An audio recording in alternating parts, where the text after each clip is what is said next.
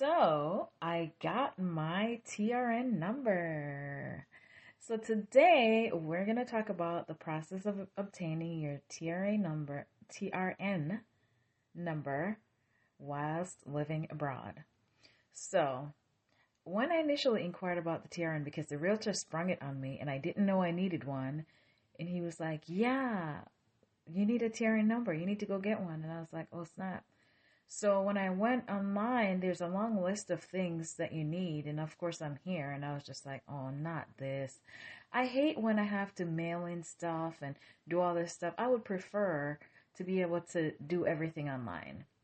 And if I have to manually do things, it kind of gives me a little bit of anxiety. It's kind of annoying.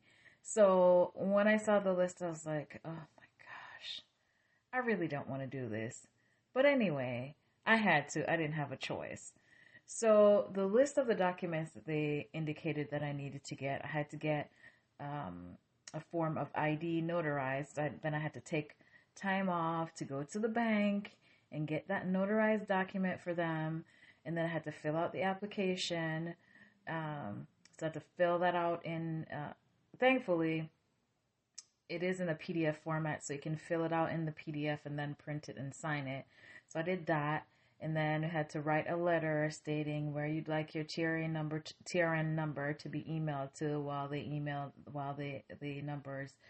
the document with the issuance is being mailed to you. So I had to do that. And what else was in there? I believe that was it. So yeah, it was just annoying to have to manually do it. And initially, because the list gives you so many options of what you can do, what forms of ID and all this stuff, some of this stuff that they sent in the list didn't apply to me. So when I saw the list, it was kind of daunting initially. But then it turned out that I didn't have that much to do. And I was kind of annoyed because I had to go out my way to go notarize stuff. But as you can tell, it wasn't that many things that I needed. So I guess I was being a diva for a little bit. I don't know. So I got that. And so when I had the documents ready, I had to send them to Jamaica.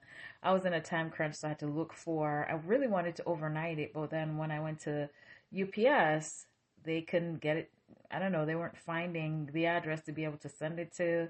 So then I had to dig around. I was going to send it through FedEx, but it was just astronomical to send it through FedEx. And so I ended up going through DHL, and it cost me about, what was it, $74? Around there.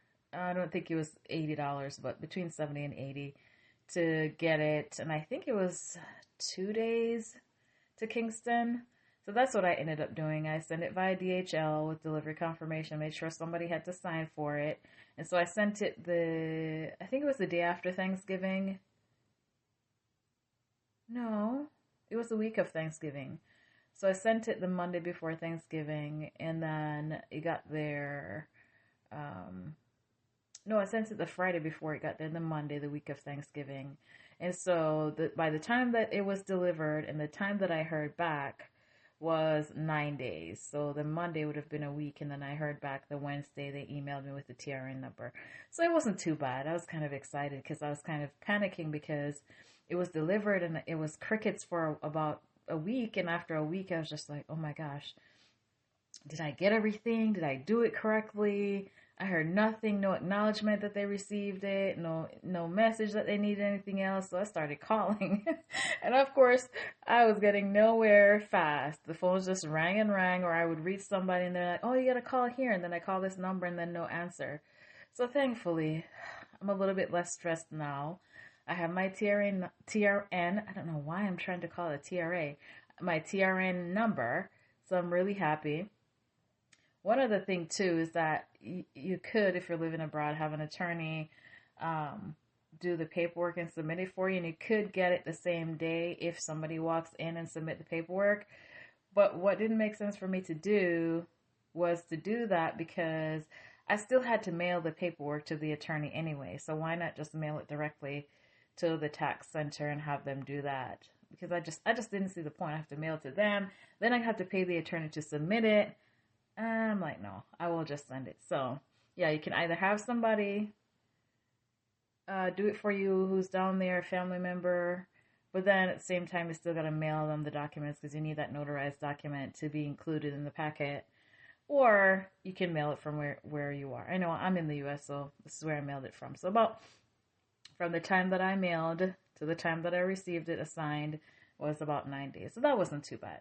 So anyway, just wanted to hop on and talk about the process of obtaining the TRN number. It wasn't as bad as I thought, and I'm so relieved that I have that at least out the way for now.